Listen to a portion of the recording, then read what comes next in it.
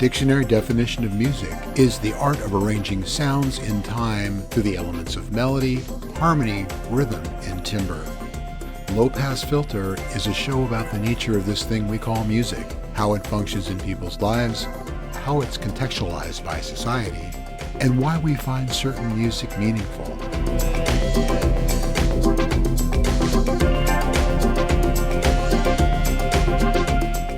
This is Low Pass Filter.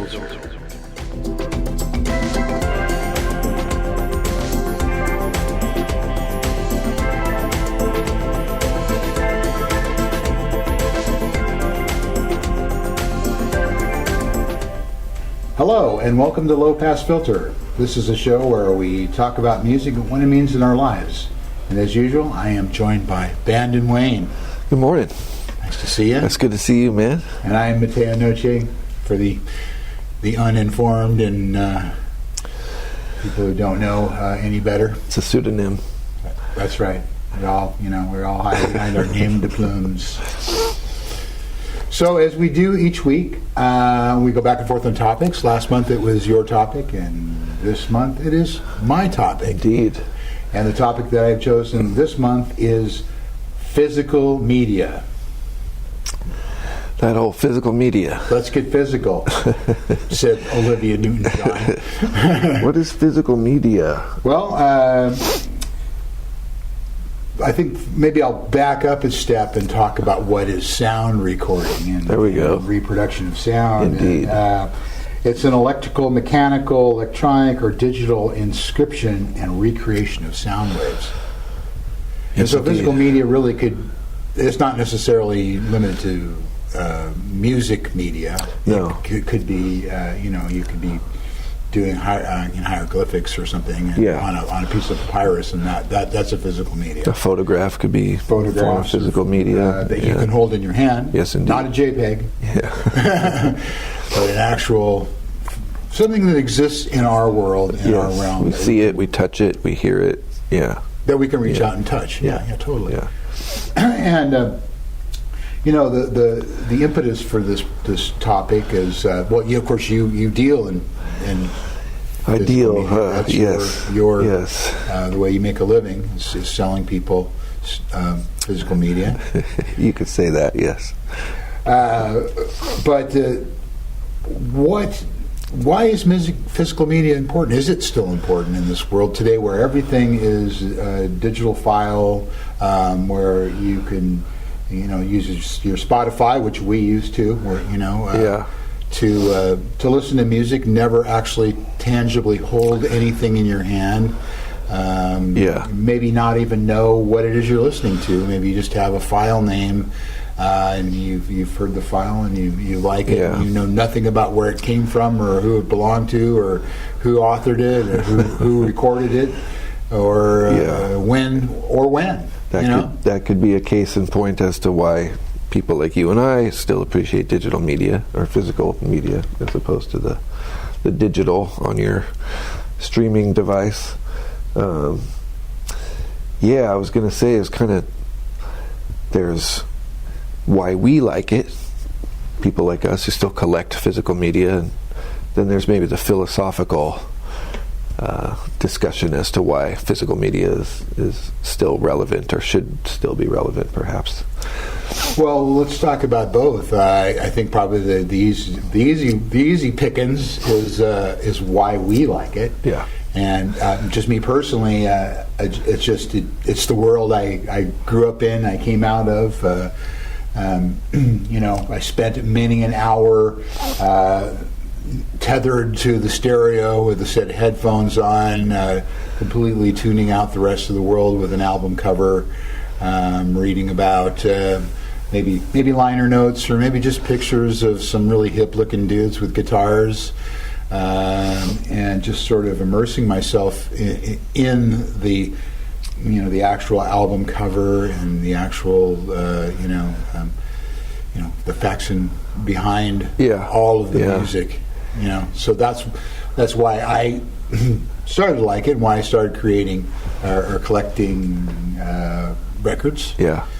And to this day, up into the CD era, but that's kind of why I got into it. Yeah, and there was a time in history where that was the standard paradigm. You had no other choice, folks, is what he's saying. Other than listening to the radio, listening to a DJ program, the selections for you. Having your own personal access to music meant owning a record. Later, some other formats came along, which we'll talk about.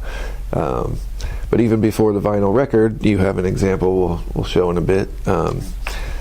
There were ways before the vinyl record, even 78s, and a lot of people don't know about a 16-speed record that were on a different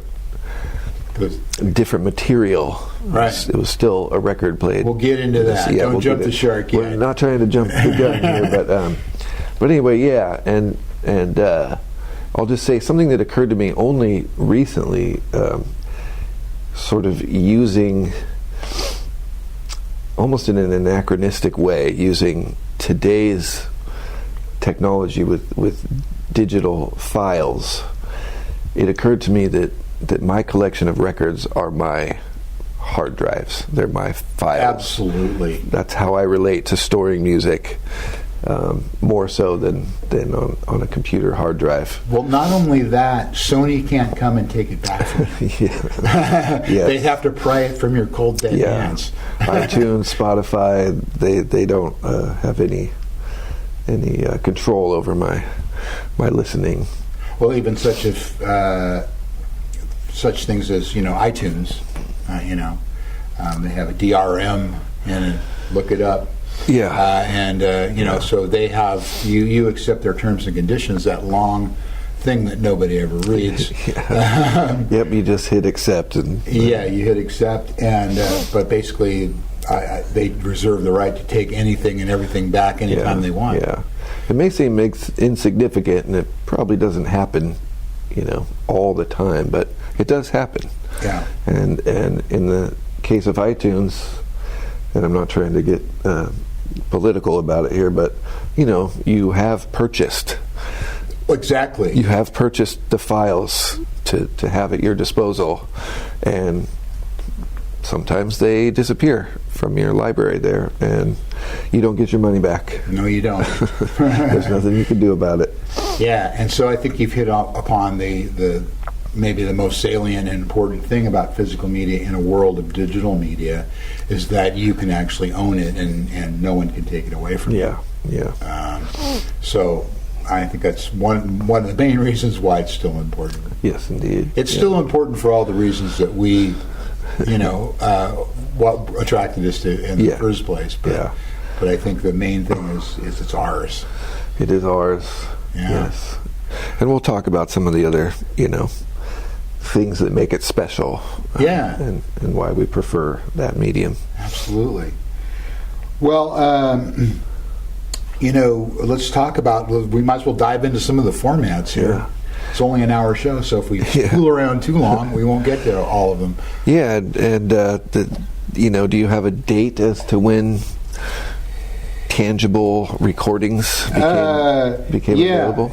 The date, mark it on your calendar, 1877, Thomas Edison. Yes, indeed.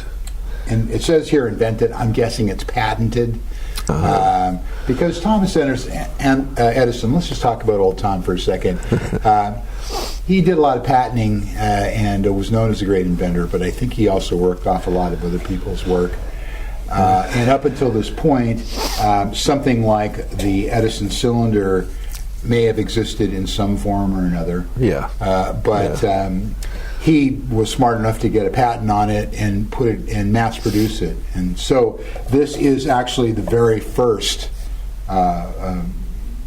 mass produced music format. Yeah. Where you could go and you could listen to, let's see, what do we have here? Hard to read because it's been about a century or so since they put this on here. Murray and Chow, it says, something like that. Something Sweetheart. Looking at My Sweetheart, the name of this this selection right here. So one song. These things were limited to about 3 minutes. Yeah. Pretty much like a 45 single. Pretty much, except much scratchier. And so these things were actually, this is acoustic analog recording. So there was no electricity involved in creating or listening to this. Wow. This was played on a cylinder or a player that had a horn on it with a needle on the end that would go down into the groove and acoustically recreate what was on these grooves. Yes. And it was also acoustically put onto these grooves to begin with. So no electricity involved in this format, folks. Yeah, so not even any wiring of any kind. None. It was a diaphragm being vibrated by the sound created, and that directly transferred to the needle that was etching onto the cylinder. This played out of one horn, but it was also recorded in another horn. Yeah. So they would set up in a studio with an orchestra, a band, or singers. Yeah. And they would arrange people loudest in the back, softest in the front. Yeah. And the singer probably right up on the horn. And they would, and that's how they would record. And the mixing of the song, if you will, was basically, Larry, move your chair back 20 feet, and they also created a whole plethora of recording instruments. So they had like recording violins that had little horns that shot out. Wow. And, banjos with horns on them. Very, very steampunky. Yeah, very, very crude way to amplify. But got the job done, and this is what got people. Before this, you had to go somewhere and listen to somebody play something. If you wanted to hear that song you loved, you had to head down to the Orpheum, and somebody on stage would whip that out. We don't think of the significance of that today. We take it for granted, but literally, once this was accomplished, the concept of can we save this performance and then allow people to listen to it in their own home. Revolutionary. That's right. And there were times where being able to hear a musical performance, unless it was maybe in your sort of rural folk environment, maybe at a town hall or maybe just around a campfire, you had to be of a certain group of society to be able to enjoy music being played. Well, if you wanted to hear the popular music of the day, you had to come up with the price of a ticket to go see somebody perform that music. So and there were people at the time when this came out were not for it. They were against it because what they said was, well, this will put all the musicians out of work. Right. And even some darker thoughts like, oh, well, this is stealing people's souls. Where did we hear that before? There was a fair amount of pushback on this sort of thing, and also a lot of people saying, oh, it'll never last. I mean, I could almost imagine being a little bit frightened or superstitious about recording it. People felt that way about a photograph. How are you capturing my image? That's right. Something doesn't feel right about that.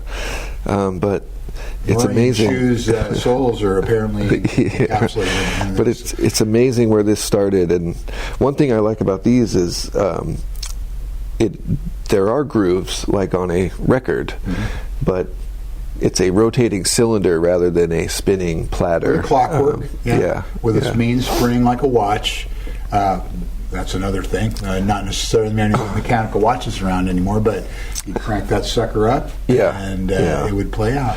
And I just wanted to say, if anybody out there has one of these players, get in touch with me because I have like 50 of these. Oh wow! And I would love to get the music off of him somehow. He's looking to get your cylinder player. I try to make a digital transcription of it. Not to stay on that too long, but I was thinking about how maybe before this would be like a player piano roll. Yes. Same as you might see in an old music box, where you have raised you have little raised nubs that cause a piece of metal that's tuned to a pitch to vibrate as it rolls. So maybe I guess what you could have gotten beforehand would have been a piano roll or a music box. Yeah. So it's not but that is purely mechanical. There's not even an acoustical right. Yes, part of recording. I suppose your stereo would be the piano that you'd put the roll into. Right. You could hear some of the most popular songs of the time. But right, and they've actually made records using those piano rolls, like Scott Joplin performing his own material and stuff like that. So, so you're right. There was something beforehand. Just a little bit, yeah. And, this is really esoteric, but back in the 1850s, somebody devised something similar to this to record sound, but the only problem is that they could not play it back. Wow. So they created, it was a piece of paper with wax. Okay. And it would acoustically spin and but they never were able to play it back until like 5 or 6 years ago, when they finally somebody said, "Oh, let's apply a laser to this." Right. Okay. So some of the earliest recordings actually go back to the 1850s, but in the 1850s you couldn't listen to them. That's amazing. That's beautiful. So let's fast forward. Yeah. So pretty much the next medium, 10 years to Emil Berliner, who created the disc. Right, so up until then, everything was round, a cylinder. He was the guy that came up with the idea of flat records. Yeah. And so he created a record. These things are made out of shellac. Yes. And if you don't know what shellac is actually bugs. It's beetles that are ground up and turned into records. So he. It took him a while to get people to buy into it, because, of course, Edison was very influential, competitive. Yeah. He was the Meta, the Microsoft, if you will, of back then, and they spent a lot of time in court, and they were, he did his best to keep this format from coming out. But by the 1910s. This was the dominant format, and cylinders were fading away. And this ran at 78 RPM. One of the advantages is you could get far more material on these things. I think these ran for between 7 and 10 minutes per side, if I remember correctly. Yeah. So you could get more on them. So that happened, and then what we hear, like you often hear, records referred to as albums. Yep.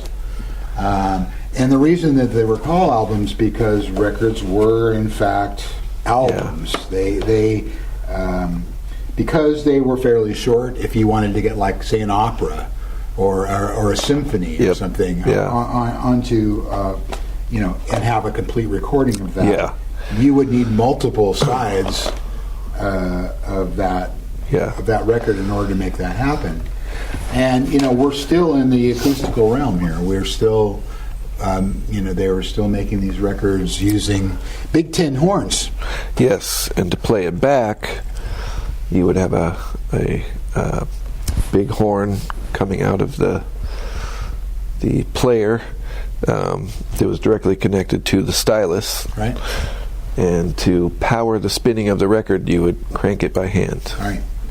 It was clockwork, and they were called Victrolas, or I think that was a name brand, but that was the dominant name brand, Victrola, and they would have steel styluses that were basically one-use stylus, so that you would use it one time and put on. It was a much bigger needle than what you would use later on, but softer material, and that against the material of the 78 record would wear the needle down quickly. And the record, of course. And of course, being made out of shellac, they also broke easily. So if you dropped them, it would be like dropping a china plate. They would just shatter.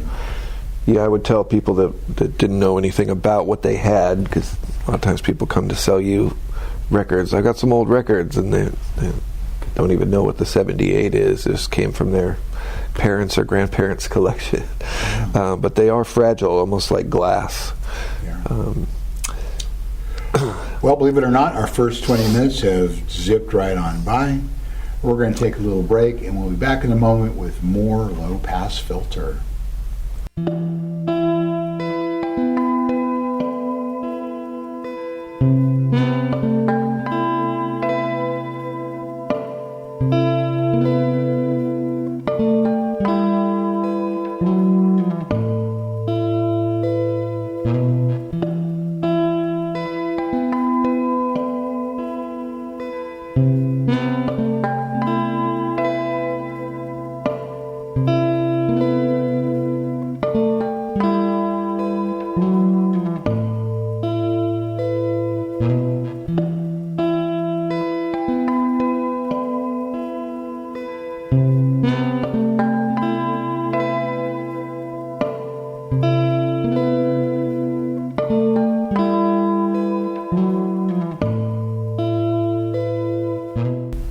Hi, welcome back to Low Pass Filter. Mateo Noche here, Ben and Wayne over there. Yeah. Each week we tackle some sort of music-related topic. Each week, each month, we getting a little ambitious. A month is like a week in our lives. They're like weeks now.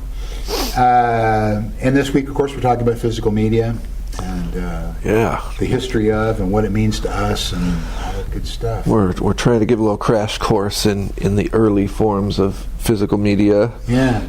So we talked about the 78, and the 78 actually stuck around for quite a while. It stuck around into the 50s. But what happened along in the 1920s, along about 1921, 22, is this guy named Lee DeForest came up with this thing called the Audion tube, which is what some people might remember as a vacuum tube.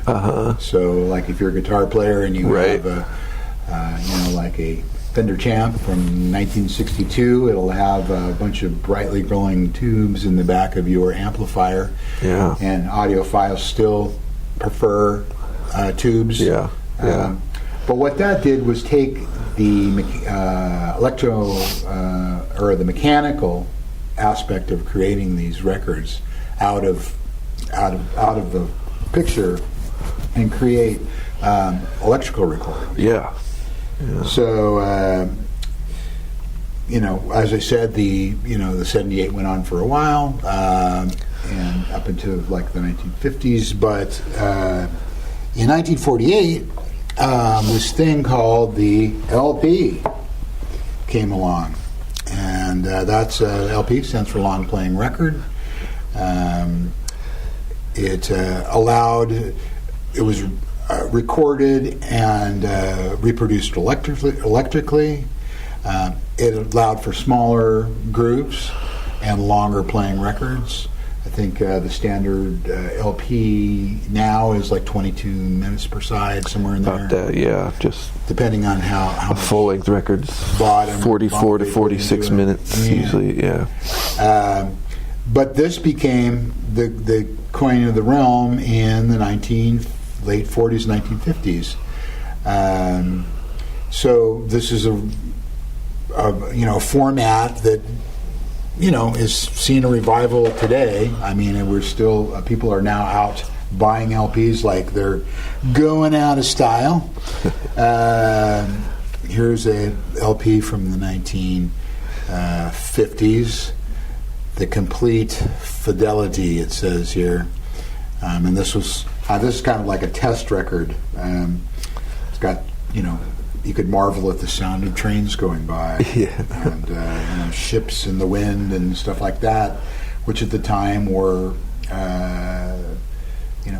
pretty crazy. And it says, well, you can't hear 20,000 cycles. I guess that's where this record maxed out. But this is the form that I grew up with. I would be able to listen to the complete in fidelity and read the liner notes on the back, and sometimes they had like other records available in the inner sleeve and stuff like that. And I could dream about maybe one day owning one of them. Well, so you were talking about 78s and the term album, which became synonymous with a 33 1/3 speed LP. People started calling them albums. Not sure exactly when, but so initially, like you said, with the 78s, you would only have a couple songs, maybe 3 or 4 songs on that record. And at that time, an artist like a jazz musician or a blues artist that was being recorded wouldn't be thinking in terms of recording a batch of 10 or 12 songs to make an album. But people would buy blank books like that and collect records as they were coming out by those artists and put those together in an album, just like a photo album, a collection of songs. Somehow later, because it became a bit more of a conceptual project to record a group of songs and release that as one record, people started referring to that as an album.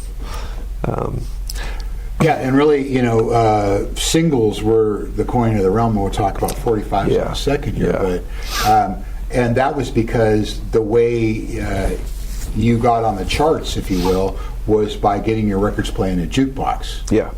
So you would contact your local mafia don and get somehow give them some payola and get your record in the jukebox, and they would then record those plays and then turn that in to Cashbox. What became later like what was it, SoundScan or something like that kept track of sales or plays of recordings. So just like those 78 albums, people actually would buy 45 albums too, these books that they could store. And well, that on the heels of the LP came the 45. So in 1949, RCA released the 45. And this was meant to be directly compete with LPs. Still, people were thinking along the lines of singles, that whole jukebox thing, and these 45s ended up in jukeboxes all over the country. I think for a time that became more popular than an LP. And there was a reason for that, and there was a certain amount of democratization or economic thing for this, because LPs were probably $3 or $4, or you could go for 69 cents or 49 cents and get yourself 2 songs. And so these were within reach, especially of children, of young people. I think younger people, especially kids, teenagers, young adults that were into the real hip, popular music of the time, especially in the early rock and roll era. It was about the song, the single song. That's right. This new song. Have you heard this new song? That's right. And it also appealed in a regional sense. There were a lot of artists on independent labels regionally who were being marketed for their newest song, and it was more economic to record one song by an artist and try to get that popularized. Well, it was also more economic for groups to do that. Because you could get your own song pressed, like this record, the Diphthongs, which was a band that I was in. We recorded this record in 19... Wow, that's cool. And it's got a little paint on it, but I imagine it could probably clean up pretty well. But we recorded this record, and this was our way of getting our music out at the time. I guess we could have done cassettes, and we'll talk about cassettes in a minute. But this was a way for anyone to make a record. And it wasn't crazily expensive. I think maybe we might have paid like $300 for 100 of these or something like that. So $3 a pop.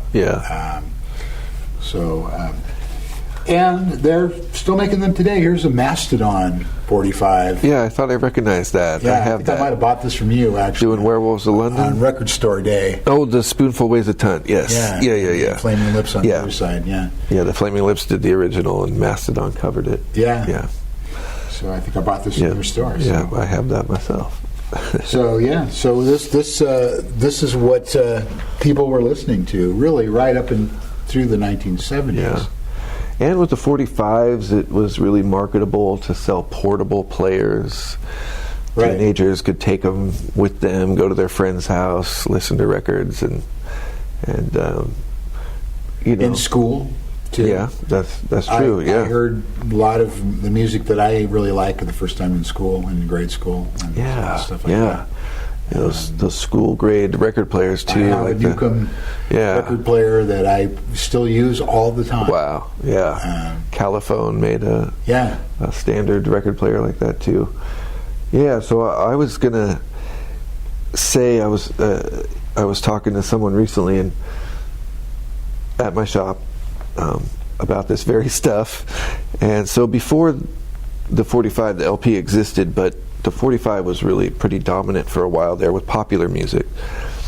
But the LP really started to gain traction and popularity as stereo equipment was developing, and the concept of the hi-fi stereo.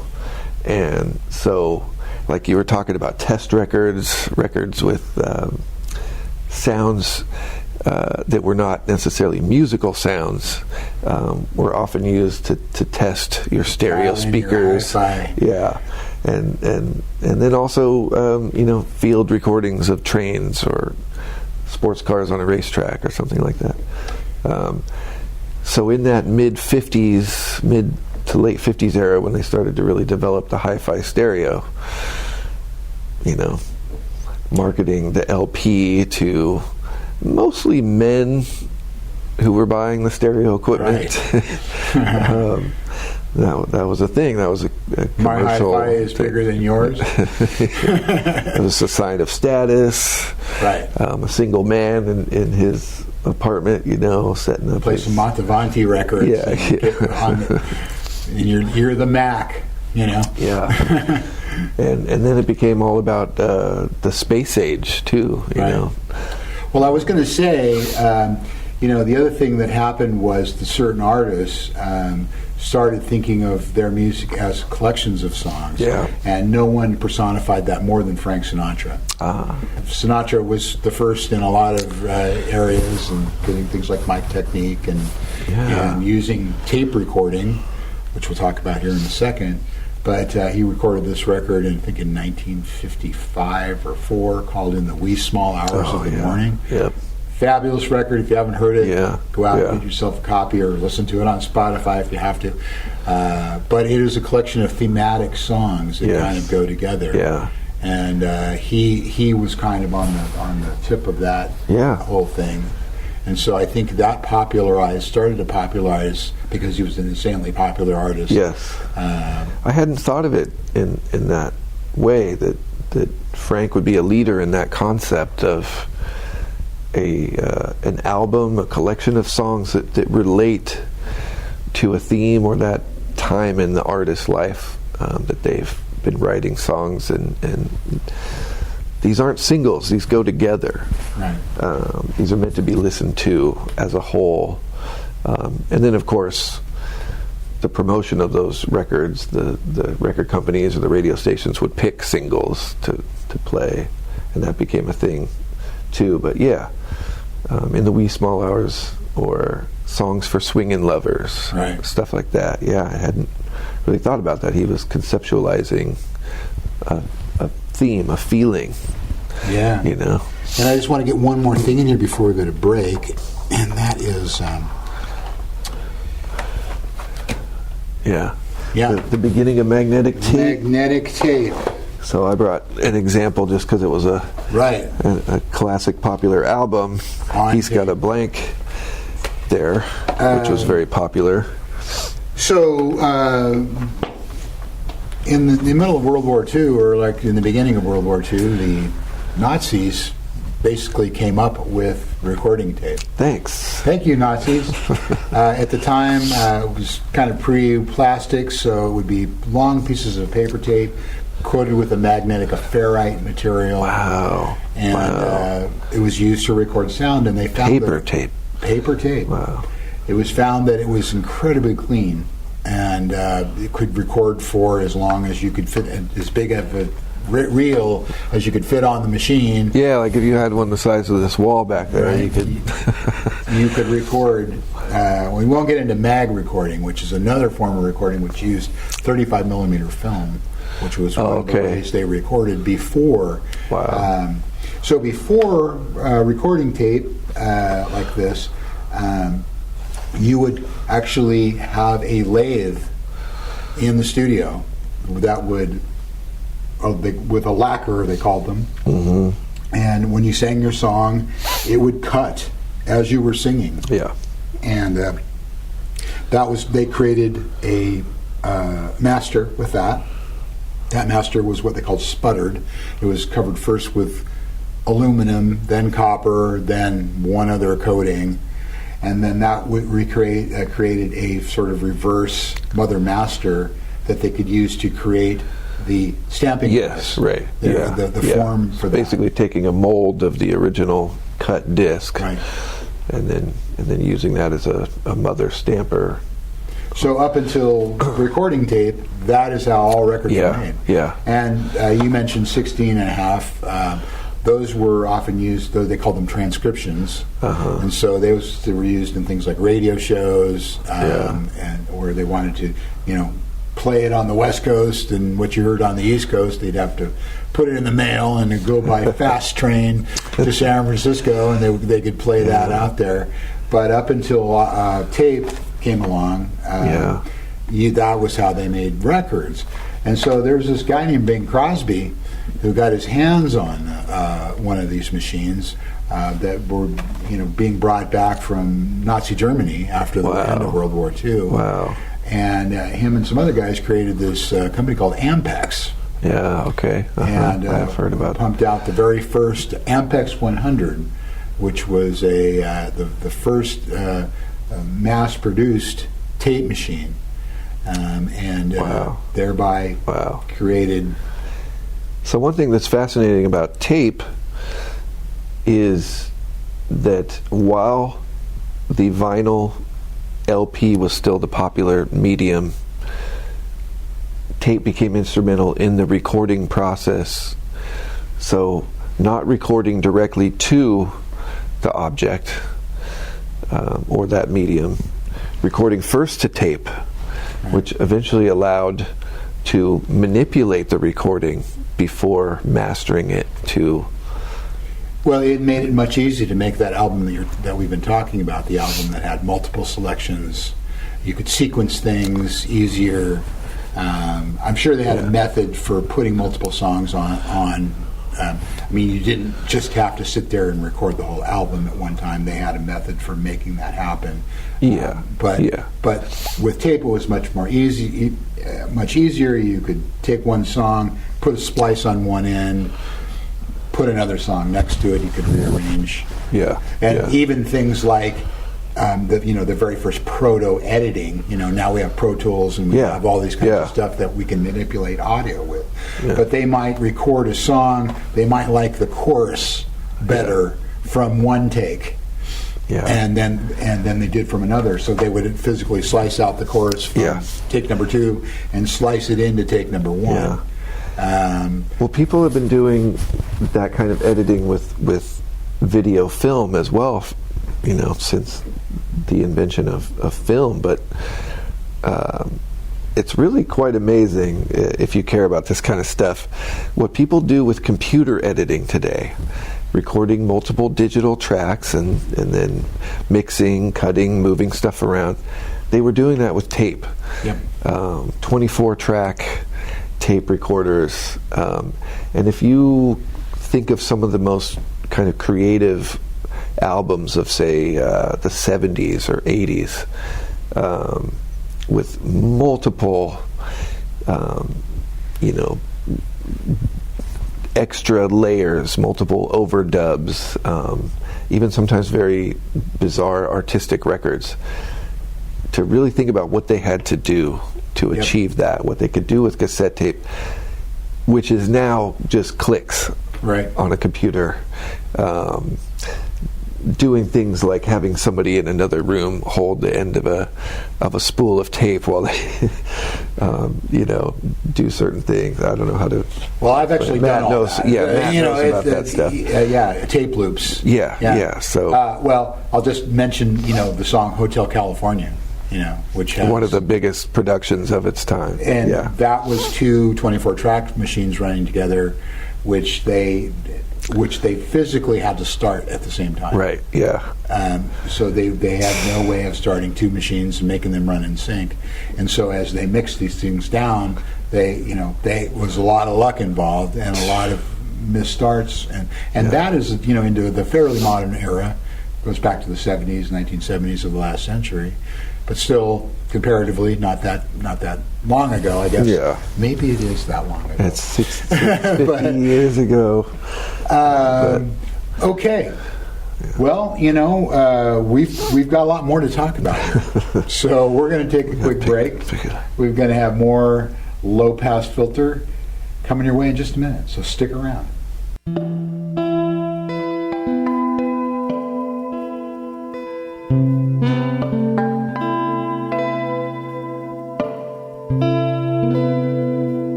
Welcome back to Low Pass Filter. Mateo and OJ here, Bandon and Wayne. There, we're talking physical media. We're getting physical with physical media. Getting into the physics of it. Yeah. We have enough time to talk about filing stuff, but we might have to kind of fast forward through some of this. But let's try to zoom through. Let's fast forward to 1964 and a dude named Bill Lear, who had this company called Learjet. Okay. And he developed this format called the 8-track, which a lot of people love to hate. You'd love to hate. But this was the first really portable medium. This was the first medium that you could have in your car, drive around town listening to Led Zeppelin 2. Yes. There were other attempts. They tried to make 45 tape players. like this. Yeah. They had a larger 4-track. Right. They finally came up with this. It was very good in the deck of your car. Mm-hmm. There were portable 8-track players. A lot of people had cool portable 8-track players. The thing about this, as opposed to a reel-to-reel cassette or reel-to-reel tape, or the later compact cassette tape, was this is one looping spool. Right. It doesn't start at one end and take up the other end on a different spool. It just is on a loop. 20 minutes per track. And that physical sort of restriction, being one single loop, caused some interesting things about listening to an album. They would have to fade out at the end. They would have part 1 and part 2 of songs. Yeah. They would fade out at really inopportune moments. And then it would switch. Yeah, and then you would hear the rest of the song. It's called an 8-track because it's stereo, and you have the right and left side of each track. But the player itself was playing 4 tracks or 4 quadrants, and so it would get to the end of that spool, and it would trigger the thing to move over to the next track. And so they didn't have control over timing out how the tracks fit, into each of those quadrants, and so you had no other choice but to cut a song off in the middle, start it up on the opposing side there. But hey, and this was developed with Bill Lear developed this with Ampex, of course, as we mentioned before, but also with Ford, GM, and Motorola. This thing was specifically designed to go in your car. That's cool. It was the very, very first truly portable. Yeah. There were some record players in cars. There were. And that was a concept that really only worked if you were parked. Yeah, or if you were on a smooth highway. But I suppose there's probably some good suspension under the record player there. But yeah, that's pretty novelty. This was legitimate. You could be cruising around in your car listening to your favorite music. Yeah. Yeah. And you were cool. If you were had, cool. I assume I was, not quite alive when that first started, but I still think it's cool if you have an 8-track player. Yeah, I had a quad 8-track player. Make it 16 track? I don't know. But I actually... It was for quad playback. Right. Stereo. Quad is another thing. I don't know we're going to have time for quad today, but quad was a format that lasted for about, 18 months or something, which gave you sound out of four channels. Yeah. But I had some quad 8 tracks, and I sadly got rid of all of my 8 tracks. I didn't have that many. I probably had like a dozen, but I had Soul on Top, which is a great James Brown record. Which I now have on CD. But so the funny thing about him, and there's a documentary, I won't go into it, but the mid-'90s, somebody made a low-budget documentary about 8 tracks and their people who love them and stuff. But anyway, a clunky format, the tape could snap quite easily, so not the best physical format for, let's say, keeping for a long time, but they actually sound pretty good compared to the cassette tape that came out later. The tape is wider. There's a wider field for that information. Most of the 8 tracks now, there's a little pad that goes behind that holds the tape against the that's what causes them to snap. And a lot of those they're foam and they've disintegrated. And so if you want to hear your 8 track anymore, you need to replace those. And you can actually go on Amazon and get yourself a bag full of those. Wow, things that's cool. And rehab your 8 tracks. Yeah, that pad would fall off, and that would disrupt the playback. But they're an endless loop. That's the other thing we didn't mention. Is these things are an endless loop. They just continue to play forever. They're tucked in, and it takes off from one end and adds on to the other end. Which is kind of nutty. But so before we run out of time, we don't want to run out of time here. We're going to fast forward to 1963, and Philips, Dutch company, developed something called the cassette, the compact cassette. Got my copy of Little Steven and the Disciples of Soul here. But they came up with this format, and this was not a music format. Not at first. Not at first. It did not sound all that great. This was actually come up for transcription and for dictation machines. So, you would be the bigwig in your office smoking cigars, and you would, instead of saying, Miss Lewis, take a letter, you would record this onto a tape, drop it into her inbox, and she would sit there and listen to it and type it up. But as electronics got better, as they increased the speed of the way these things ran through the machine, they were able to get a fairly decent sound. And then things like Dolby noise reduction happened, where they eliminated or ameliorated a lot of the tape hiss that these things create. And this is actually a fairly robust format. I have 35-year-old cassette tapes that play perfectly, whereas the CD that came along, I've got ones that are 10 years old or 15 years old that that no longer function. Yeah, So- it's really purely the mechanics of it, and we don't have a ton of time, but people don't think about the mechanics of a compact disc so much. It's really not the greatest physical medium. If they're taken care of, they may have a decent lifespan. But anyway, with the cassette tape, people would talk about that each time they're played, the magnetic field was being degraded, and therefore each time they're being played, they would sound worse and worse over time. I have cassettes that I know have been played hundreds and hundreds of times, and they still, if you're playing on a good player, clean heads, nothing has physically damaged the tape inside the cassette, they still sound good. Yeah, my question to people who say that they don't sound as good as XYZ is compared to what? Yeah. Right. Yeah. I mean, they're meant to be played in a car, right? Mostly. This isn't one of those. You could play them at home, of course, and they made a lot of home cassette players. Yeah. But this is another format, smaller, easier to handle format.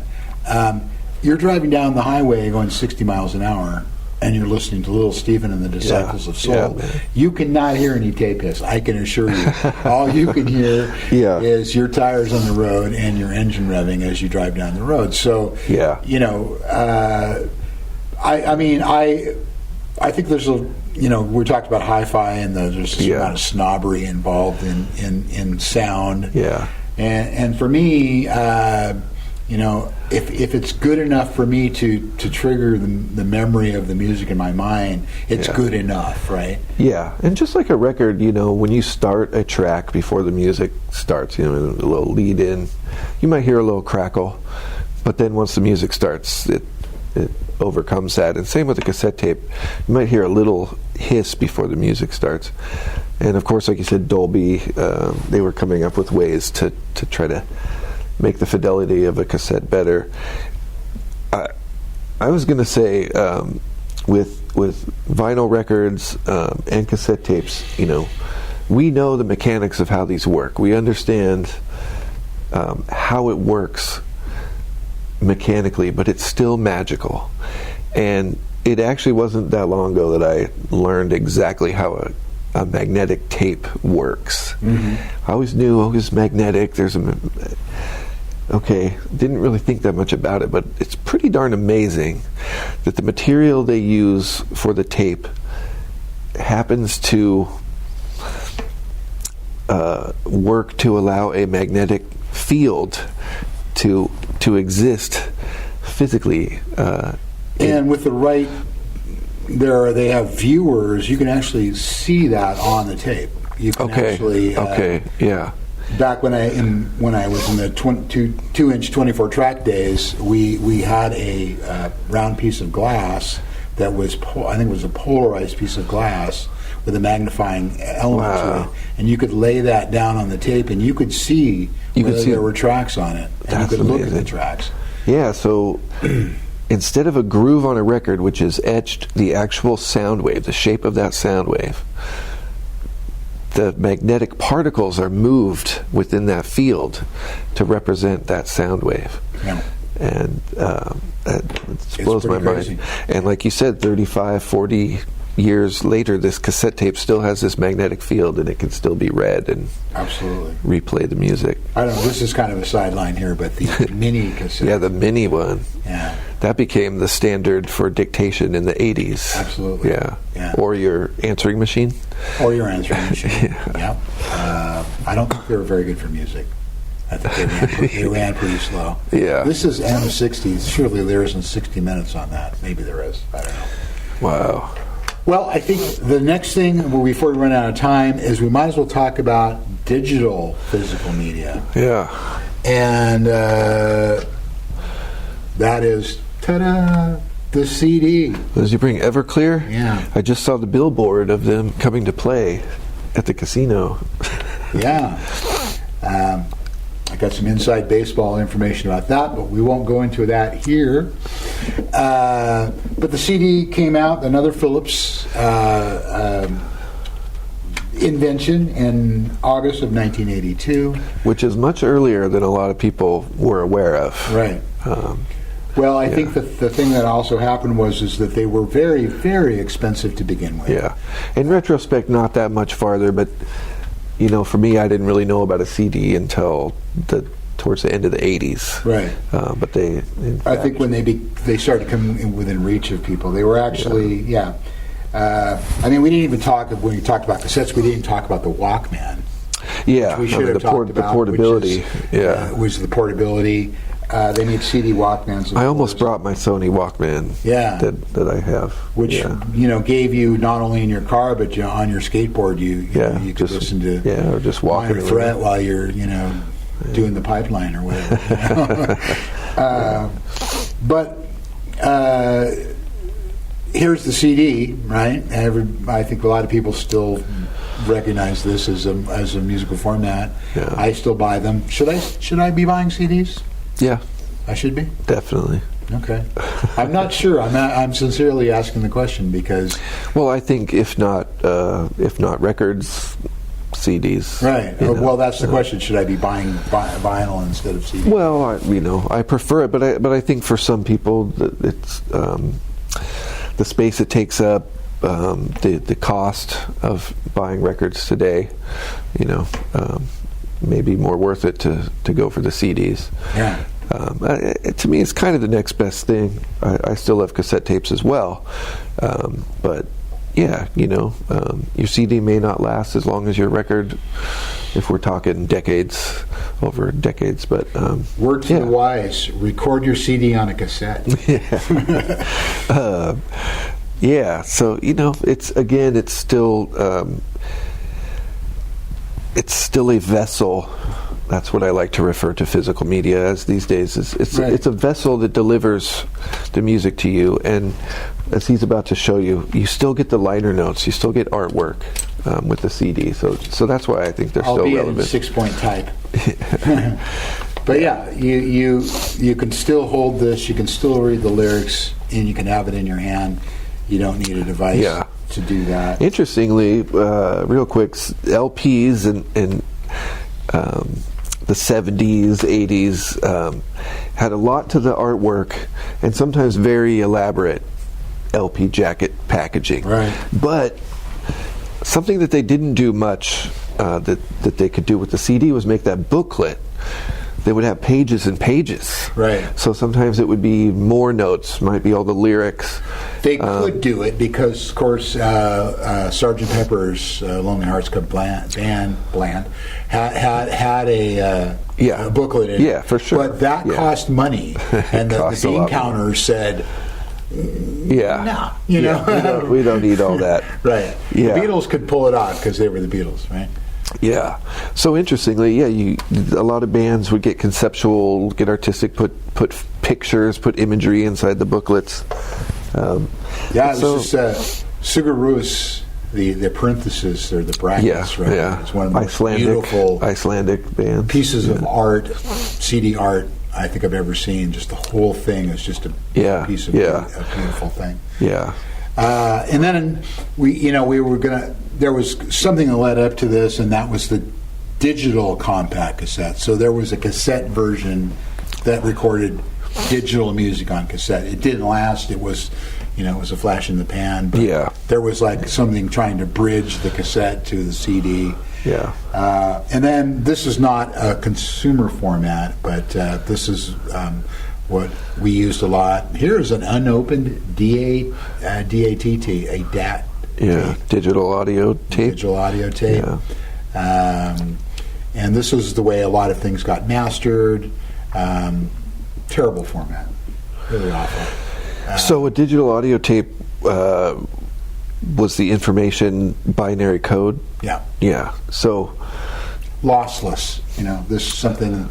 As long as the tape part of it worked. Yeah. You get back exactly what you put down.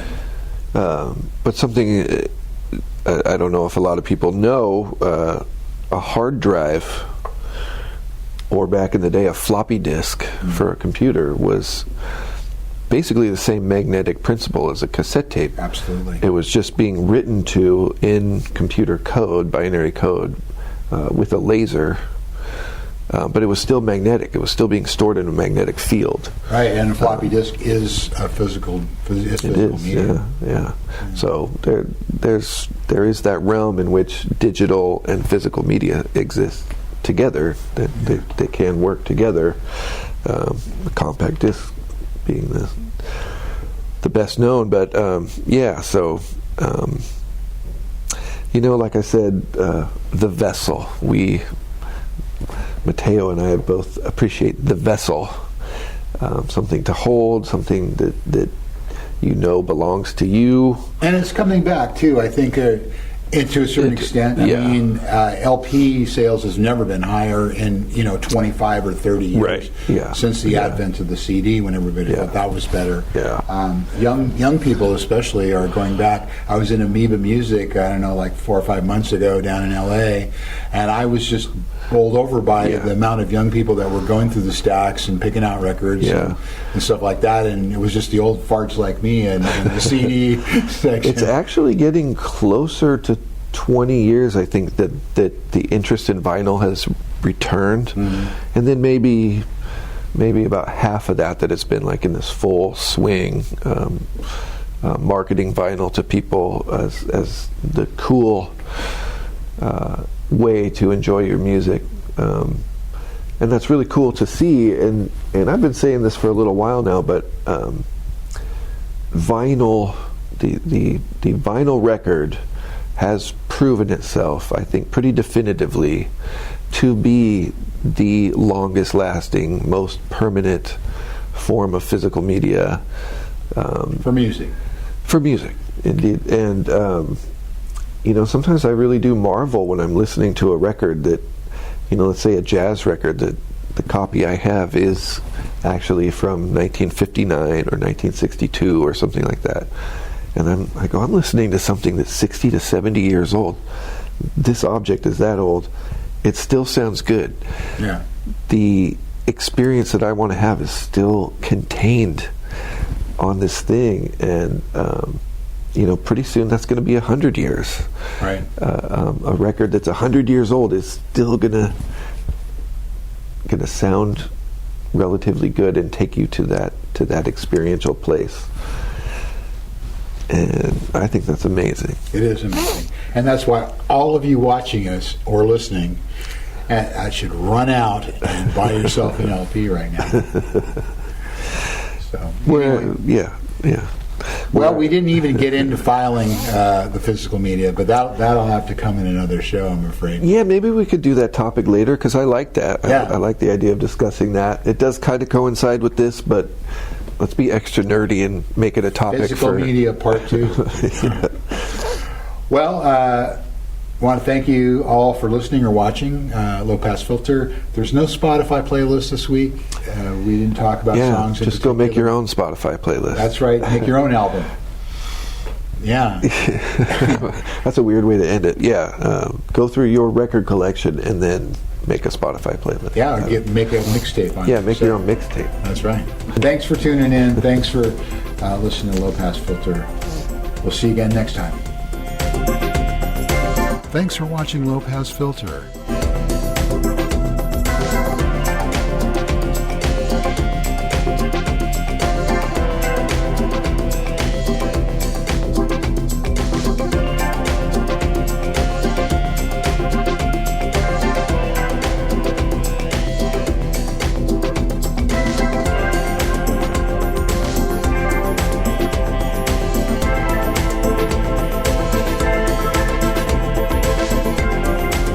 Contact the hosts at lowpassfilter2020@gmail.com. Be sure to like and subscribe and hit the notification bell to be notified about future shows.